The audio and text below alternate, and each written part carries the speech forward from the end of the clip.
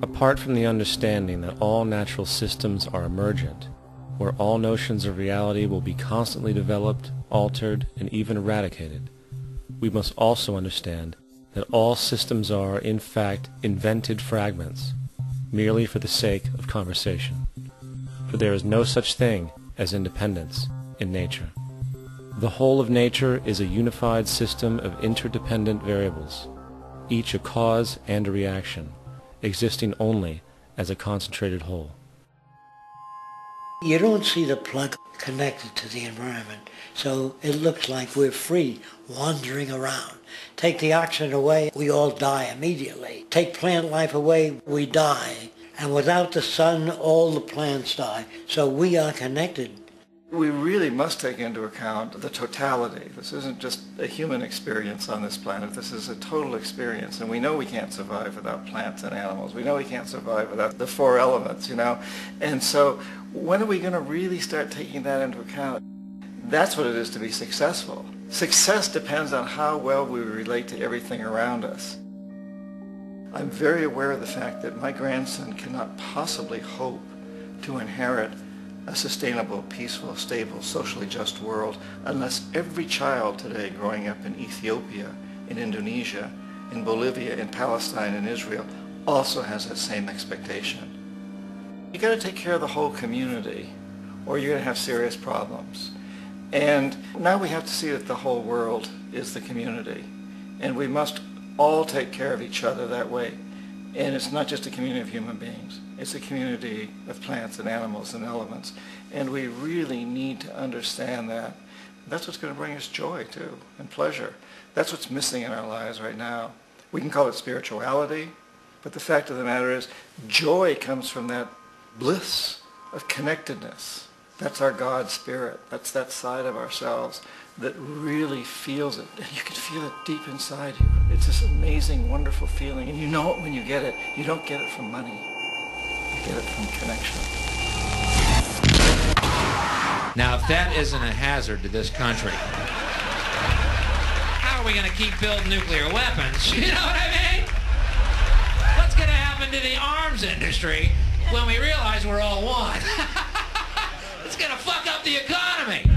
The economy that's fake anyway. The economy that's fake anyway. The economy that's fake anyway. The economy that's fake anyway. The economy that's fake anyway. Which would be a real bummer. You can see why the government's cracking down on the idea of experiencing unconditional love.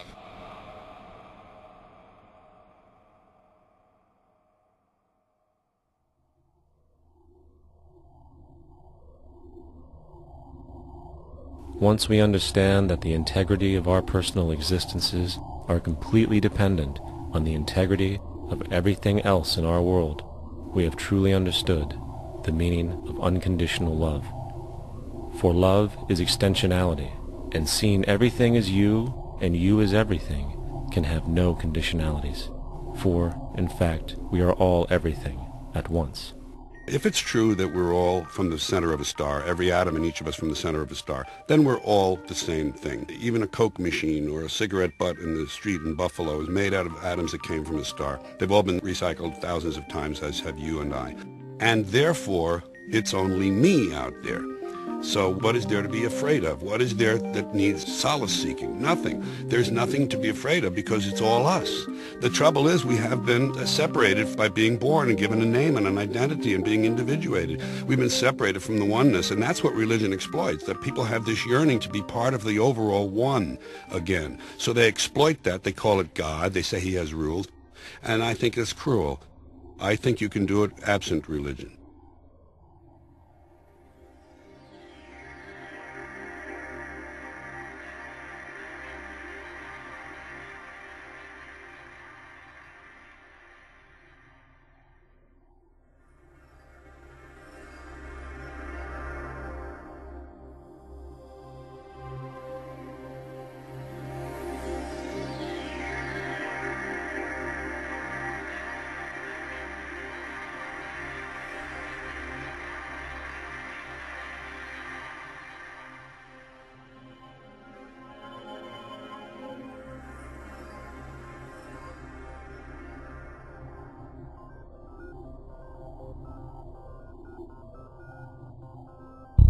It's time to claim the unity our outmoded social systems have broken apart, and work together to create a sustainable global society where everyone is taken care of and everyone is truly free. Your personal beliefs, whatever they may be, are meaningless when it comes to the necessities of life. Every human being is born naked, needing warmth, food, water, shelter. Everything else is auxiliary. Therefore, the most important issue at hand is the intelligent management of the Earth's resources. This can never be accomplished in a monetary system, for the pursuit of profit is the pursuit of self-interest, and therefore imbalance is inherent. Simultaneously, politicians are useless, for our true problems in life are technical, not political. Furthermore, ideologies that separate humanity, such as religion, need strong reflection in the community in regard to its value, purpose, and social relevancy. Hopefully, through time, religion will lose its materialism and basis in superstition and move into the useful field of philosophy. The fact is, society today is backwards, with politicians constantly talking about protection and security rather than creation, unity, and progress.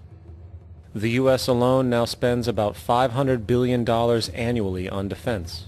That is enough to send every high school senior in America to a four-year college. In the 1940s, the Manhattan Project produced the first true weapon of mass destruction. This program employed 130,000 people at an extreme financial cost. Imagine what our life would be like today if that group of scientists, instead of working on a way of killing people, worked on a way to create a self-sustaining, abundant world. Life today would be very, very different if that was their goal. Instead of weapons of mass destruction, it is time to unleash something much more powerful. Weapons of mass creation. Our true divinity is in our ability to create, and armed with the understanding of the symbiotic connections of life, while being guided by the emergent nature of reality, there is nothing we cannot do or accomplish.